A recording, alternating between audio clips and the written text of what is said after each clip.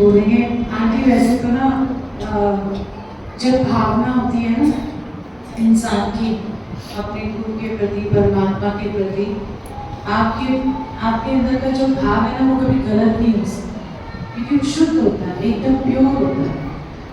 और आप मांग नहीं रहे, आप शुक्राना अदा कर रहे, तो शुक्राने में आप बहुत कुछ ऐसा कहते हैं जो आपके दिल में होता है, वो भाव है आपका, तो वो कभी भी गलत नहीं हो सकता। तो गुरु जी और कोई भी परमात्मा वो भाव का भूखा है, आपके दान का भूखा नहीं, आपके कैसे करते हो, क्या करते हो, कुछ नहीं, भाव देखता है बस। तो आपका जो भाव है वही उमड़ के आता है। तो गुरु जी को बुरा नहीं लगता, गुरु जी को अच्छा लगता है, चल कोई तरह चंगा जाए, सच्चे भाव से मेरा थैंक यू करता है, ठीक है। तो अच्छे से एक बार जय गुरु जी बोल देना। क्या तो मेरे पीछे बोलना। जय गुरु जी। सो सारी आई हुई संगत को बहुत सारा प्यार और बहुत सारी मुस्कुराहट आपकी जिंदगी में, और ऐसे ही मुस्कुराते हंसते रहिए हर जीवन के पड़ाव में, हर खुशी में, हर गम में, हर दुख में, ऐसे ही मुस्कुराते रहो। कभी कभी ये लगता है कि आज जो भी शब्द सुना, सदगुरु हमेशा सबका भला ही करते हैं, परमात्मा कभी किसी का बुरा नहीं कर सकते। हम कहते हैं कि परमात्मा जैसे देवी को गुस्सा आ गया या शिव जी को गुस्सा आ गया, ऐसे नहीं करते। वो गुस्सा करके हमारा कभी नुकसान नहीं कर सकते, क्योंकि वो जितने भी देवी देवता हैं, जितने भी हमारे जिनको हम परमात्मा मानते हैं, वो कभी भी बुरा नहीं कर सकते, क्योंकि हम उनकी रचना है, हम उनकी सृष्टि, उन्हीं की बनाई हुई सृष्टि है, उन्हीं के दिए हुए भाव हैं, चाहे घृणा है, प्यार है, ईर्ष्या है, चाहे दयालुता है, ये सारे भाव उनकी तरफ से आए हुए हैं। हमने तो कुछ पैदा नहीं किए, जब हम पैदा हुए तो सारे भावों के साथ पैदा हुए, अच्छाई बुराई जो भी है। सो कभी भी एक बार गुरु जी ने मुझे यही बात कही थी कि कई कहते थे ना, और सब डरते हैं भगवान से, सब भगवानों से डरते हैं, अरे हमारे साथ भगवान बुरा कर देंगे, हमारा ये हो जाएगा। नहीं, मुझे कहते हैं कि मुझे कहते हैं मैं किसी का कभी माड़ा नहीं कर सकता। पंजाबी में मैंने कहा था कि मैं किसी का माड़ा कर ही नहीं सकता।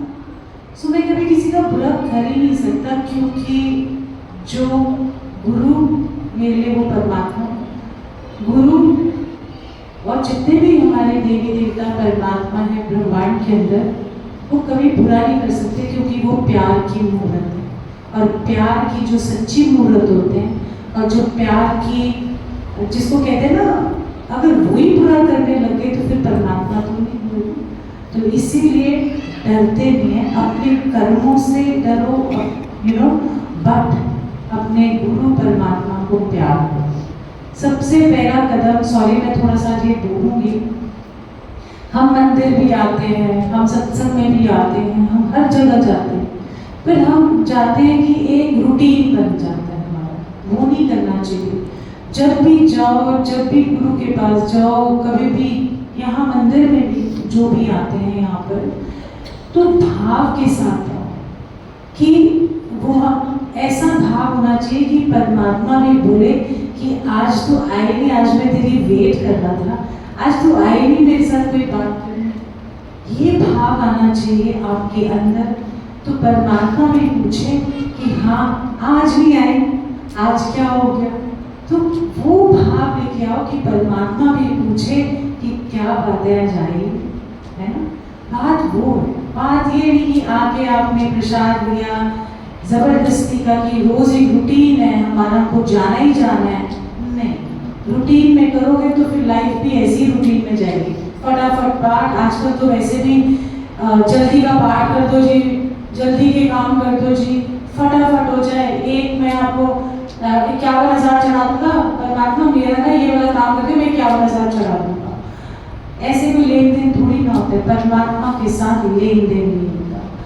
जहाँ पर भाव है, भक्ति है, वहाँ कोई लेन देन नहीं आप कर सकते। पर परमात्मा को क्या रिश्वत दोगे आप? परमात्मा को क्या आप चढ़ावा दोगे? हम खुद एक भिखारी हैं जो हम उनके पास आते हैं कटोरे लेके। हम खुद, हमारे पास कुछ है नहीं, देखने में हम अपने चमक धमक सोचते हैं हमसे बड़ा कोई नहीं, पर अंदर की जो अवस्था है वो तो गुरु ही जानता है, परमात्मा ही जानता है कि आपके अंदर क्या चल रहा है। आप अपने आप से भी छुपा सकोगे, पूरी दुनिया से छुपाओगे, पर उनसे नहीं छुपा सकते कभी। आपके अंदर बैठे हैं, सब जानते हैं, क्योंकि वो आपके अंदर है। अगर आप गुरु के पास आते हो तो गुरु के पास जब आते हो तो आप सिर्फ एक आसन जो हम गुरु जी का लगाते हैं, हमारे गुरु जी को हम उनका कोई उत्तराधिकारी नहीं और ना कभी होगा। क्यों? क्योंकि उनसे शक्ति होनी चाहिए, पावर है वो। उतनी कमाइयाँ किसी की भी नहीं है दुनिया के अंदर कि वो उनके जैसी पावर ला सके। इसलिए गद्दी को इसलिए नमस्कार करते हैं क्योंकि गद्दी गुरु जी कहते थे ये कल्याण की गद्दी है, और जब ये कल्याण की गद्दी होती है तो कल्याण ही करती है। और जब आप नतमस्तक होते हो, मत्था टेकते हो, तो ये याद रखो कि गुरु जी को यही कहो, गुरु जी मेरे अवगुण आपके चरणों में और आपके गुण में लेके जा सकूं, इतना मुझे बना दो हर बार। क्योंकि हम अवगुणों से भरे, हम पता नहीं कितनी बड़ी पंड लेके आए हैं, पता नहीं कितने जन्मों की है। हम सोचते हैं कि हमने तो इस जन्म में किसी का बुरा नहीं किया, सब सोचते हैं हमसे जैसा अच्छा इंसान तो कोई दुनिया में है ही नहीं, पर ऐसा नहीं। हमारे जितने भी लेख हैं, मुझे कहते थे कि तुमको पता नहीं है कि तुम्हारी कितनी सारी मैंने जिसको कहते हैं ना लेख हैं, कितने मिटाए हैं तुम्हारे, बस तुम्हें 10% भोगने हैं जो प्रारब्ध हैं हमारे, उनसे वो भी नहीं भोगते। वो भी आपको जब गुरु जी के सत्संग आपका टाइम देखो, जब आप सत्संग में आते हो, बड़े मंदिर जाते हो, सेवा करते हो, तो क्या करते हो? आप एक अच्छा कर्म करते हो। एक मंदिर जाते हो, एक अच्छा कर्म करते हो, अच्छी जगह जाते हो तो एक कर्म अच्छा होता है। दूसरा कर्म ये जब होता है कि जब आप मंदिर या गुरु जी के पास आते हो, बड़े मंदिर जाते हो, कोई भी मंदिर जाते हो और परमात्मा के साथ सच्चा प्रेम करते हो, ये दूसरा अच्छा कर्म होता है। तो 1 घंटा, आधा घंटा जहाँ भी आप जाते हो, 2 घंटे जाते हो, आप पहले तो अपनी सारी प्रॉब्लम्स बताते हो, सारी कुछ जैसे परमात्मा को बोलते हैं आज मेरे साथ ये हुआ, ये ठीक नहीं हो रहा, मेरी जिंदगी ऐसी है वैसी है, जो भी है। और उसके बाद जब हम शब्द कीर्तन में बैठते हैं तो एक ठहराव आना शुरू होता है, मन धीरे धीरे शांत होना शुरू होता है, फिर जुड़ना शुरू होता है। और जब वो जुड़ता है तो आपकी रूह जुड़ती है। आप शरीर से आते हो, मन से भी नहीं आते कहीं। और जैसे ही आप गुरु जी के पास आना सत्संग में आते हो तो आप धीरे धीरे सोचते हो कि मन शांत, शरीर भी ठहराव में आ गया और आपकी रूह जुड़ने लग गई। क्यों? क्योंकि शब्द कीर्तन, परमात्मा का गुणगान एक आत्मा की खुराक है ना। और जब हम शरीर को तो हम सारे कपड़े भी पहनाते हैं, भोजन खिलाते हैं और एंटरटेनमेंट के लिए चलो पिक्चर चलते हैं, पार्टीज रख देते हैं, दोस्त यारों से घूम लेते हैं, फिर जो आत्मा है उसकी खुराक तो शब्द कीर्तन, उनका गुणगान।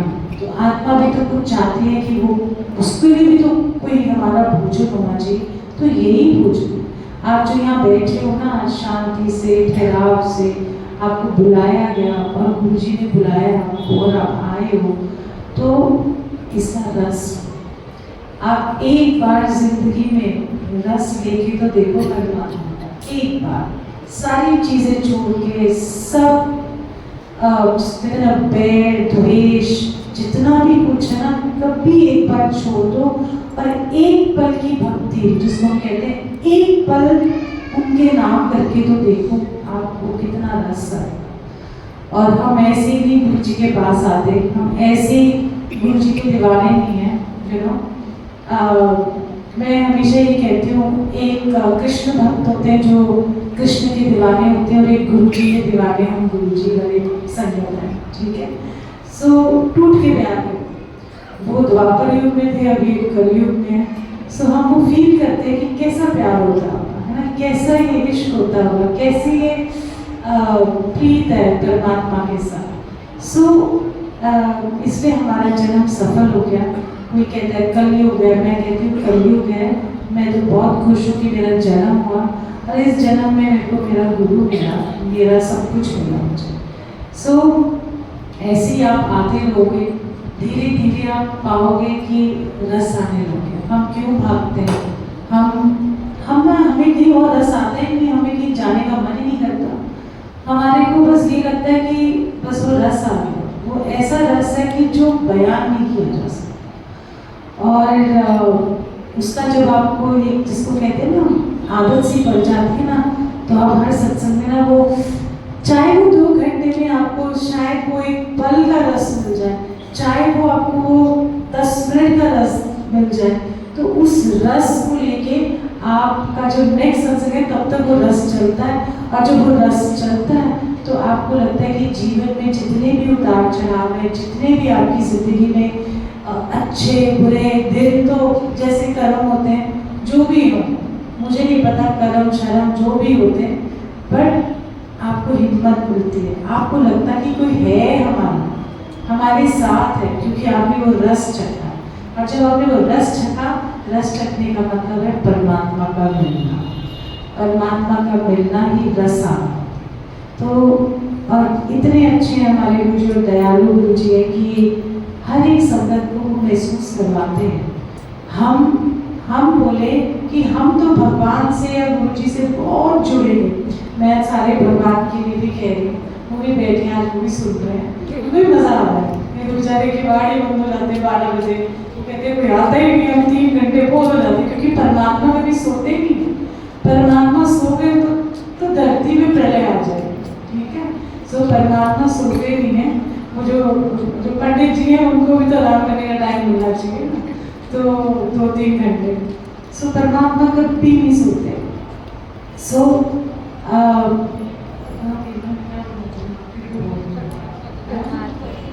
हाँ, वो तो भक्ति है। सो हाँ, तो इसीलिए सत्संग और परमात्मा से जुड़ने का ये नहीं मतलब कि चमत्कार हो जाए, आज की आज मेरी प्रॉब्लम सॉल्व हो गई तो बस हम गुरु जी से जुड़ गए, नहीं।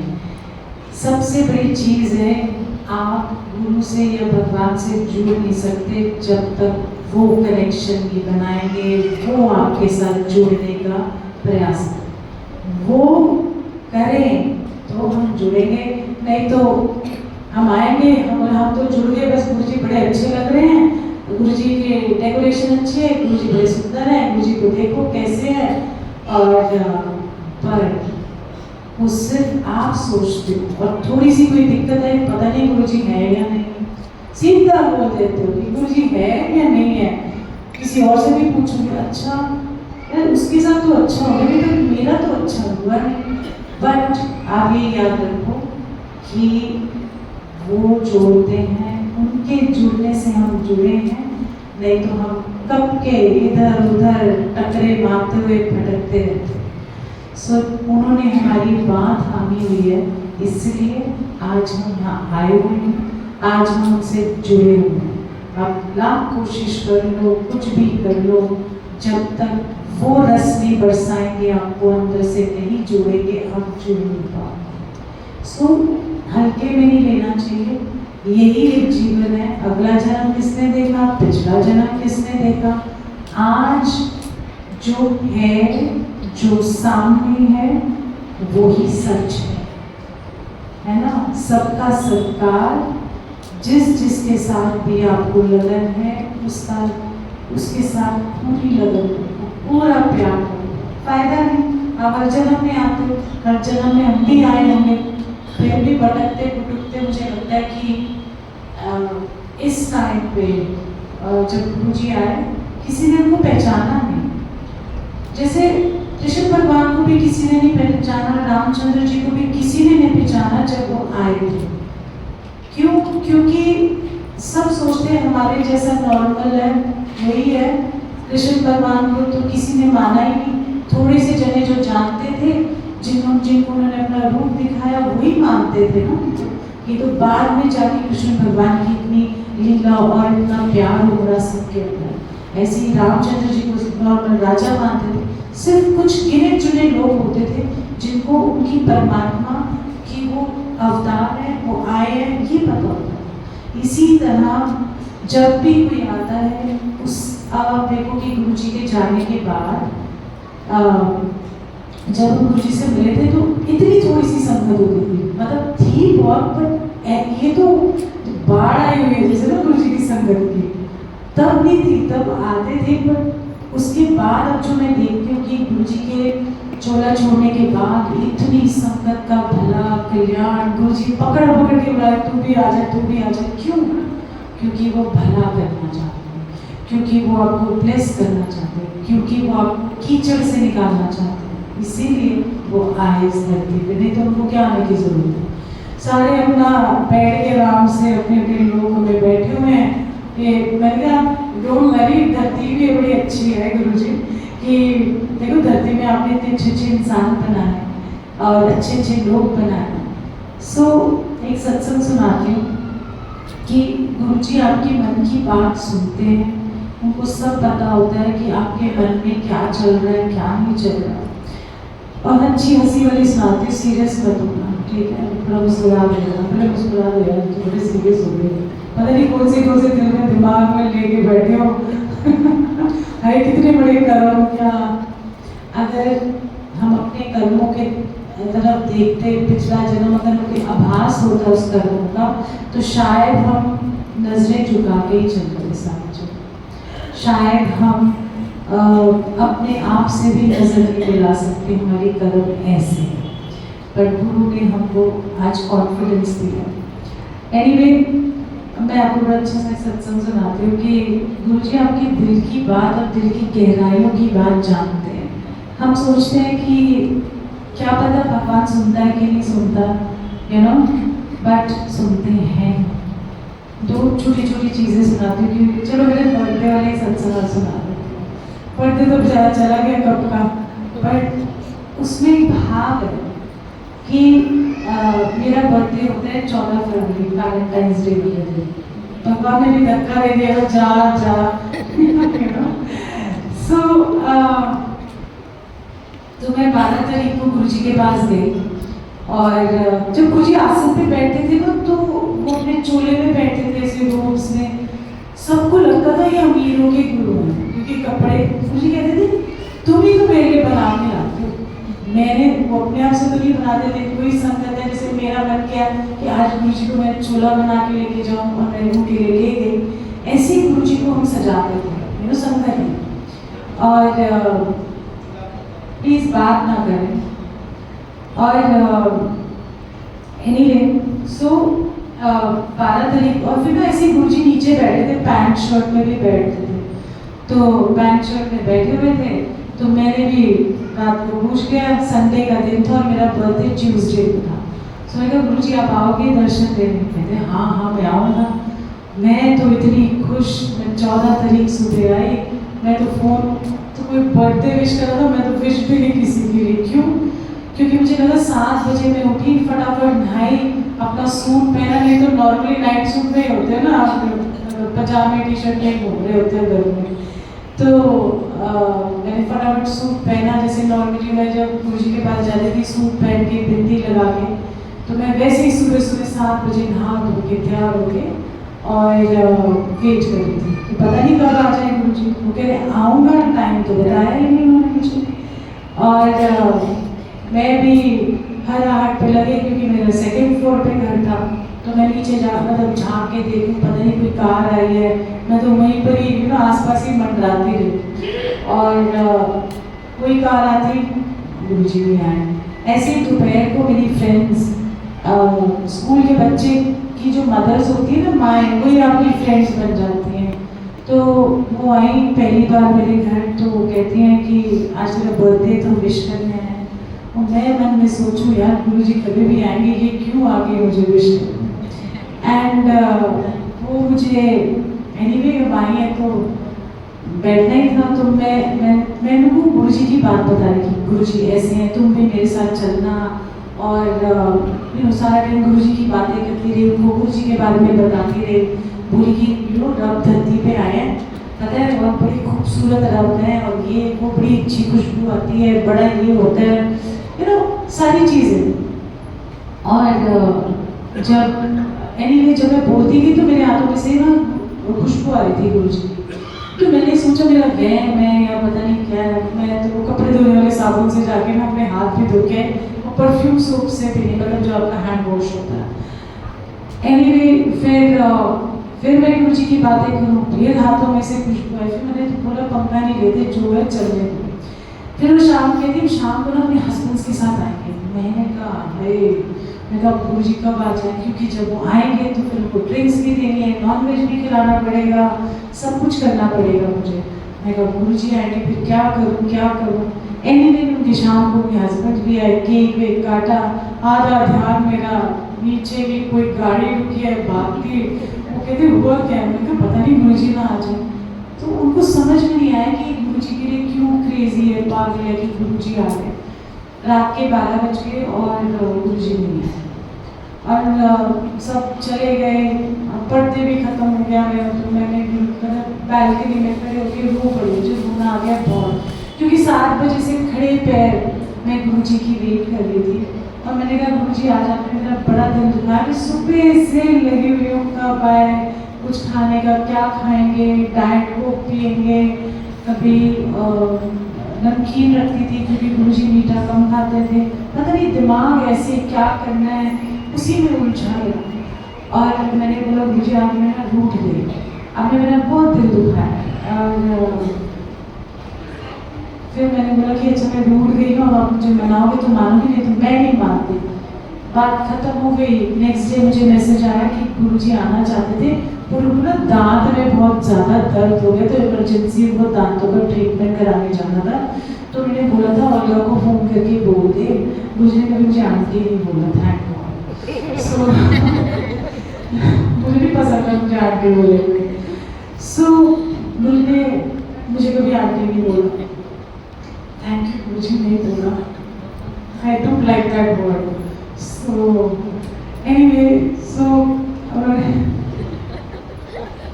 मेरे औजा को कह रहे और कितना अच्छा लगता है ना अपने मुँह से।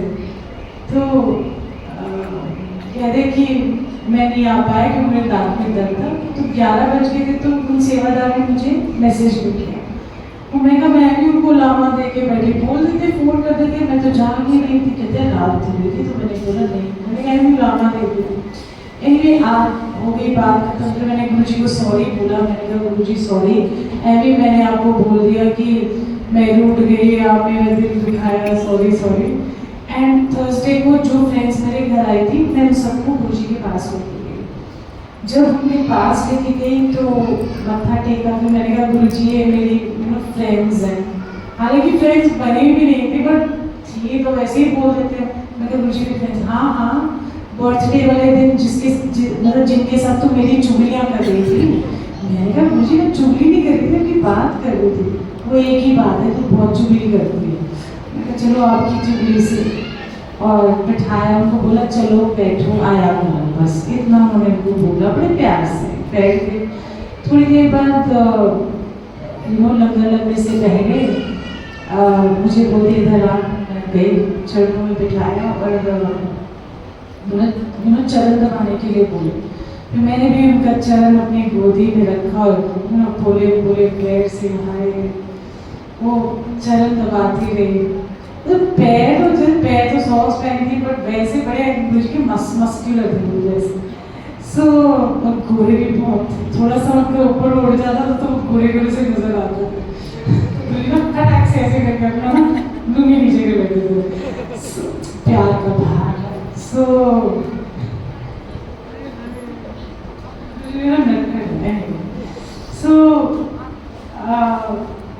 वो मुस्कुराते थे मुझे देख के, मैं भी मुस्कुराऊँ। कभी टेढ़ी आँख से मुस्कुराए, कभी ऐसे, कभी वैसे, कभी आँख मार के मुस्कुरा। मैंने कहा आज गुरु जी को हुआ क्या, मुझे शर्म ही आने लगी क्योंकि वो लगातार आधा घंटा मुझे देखते रहे, सबका मत्था टेक लिया है, जो मर्जी कर दी है। और बट वही मुझे देख मुझे शर्म भी आने लगी कि सारे गुरुजी को देखे मेरी थोड़ी नजर तो लोग मुझे भी टेढ़ा देखे कि ये तो मतलब वो क्या रहा है। मैंने मुझे शर्म, वो मुस्कुरा दी, मैं भी मुस्कुरा। आधा घंटा हम ऐसे एक दूसरे को देख के मुस्कुराते हैं और फिर लंगर लग गया। फिर कहते हैं जा हम लंगर खाए। ठीक है, मैं लंगर खाए, आज गुरुजी को क्या हो गया। मतलब मुझे ठीक नहीं लगा, मतलब फनी सा लगा, क्योंकि हम ऐसा एक्सपेक्ट नहीं करते। और मैं अपना लंगर खाने लगी और लंगर खाते खाते मैंने कहा ओए, मैंने ही तो कहा था मैं रूठ गई हूँ, मुझे मनाओगे। तो वो अलग अलग तरीके से मुस्कुरा के मुझे मना रहे। तो मैं गुरुजी को थैंक यू बोला कि मेरे मन का जो भाव, जो मैं खुद भी भूल गई, जो किसी को नहीं पता, सिर्फ उनको पता है, उन्होंने वो भाव मेरा पकड़ा और बता दिया कि मैं सब जानता हूँ, मुझे पता है तेरी दिल की गहराइयों में क्या है। इसी तरीके से आज भी वो आपकी सब संगत की गहराइयों तक पहुँचे हुए हैं। दिल में उनको बसा लो, उनको बहुत सारा प्यार करो, किसी भी परमात्मा को टूट के प्यार करो, दुख में प्यार करो, सुख में प्यार करो, पर करो।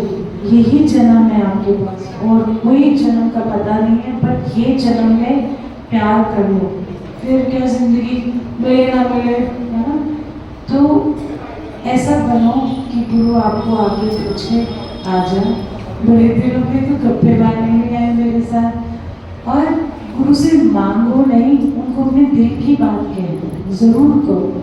आपको कुछ भी फील होता है, आपको किसी के पास जाने की जरूरत नहीं है। क्यों? क्योंकि गुरु आपके दोस्त भी हैं, मित्र हैं, आपके सखा हैं, आपके भाई भी हैं, फादर भी हैं, सब कुछ वो आपके हैं। जैसा आप उनको कहना चाहते हो कह दो, और अपने दिल की बात उनको कह दोगे ना तो दिल हल्का हो जाएगा। मुझे कहते थे मेरी फोटो से बात कर ले, दिल हल्का हो जाएगा, ना, क्योंकि गुबार निकल जाता है सब कुछ बोल।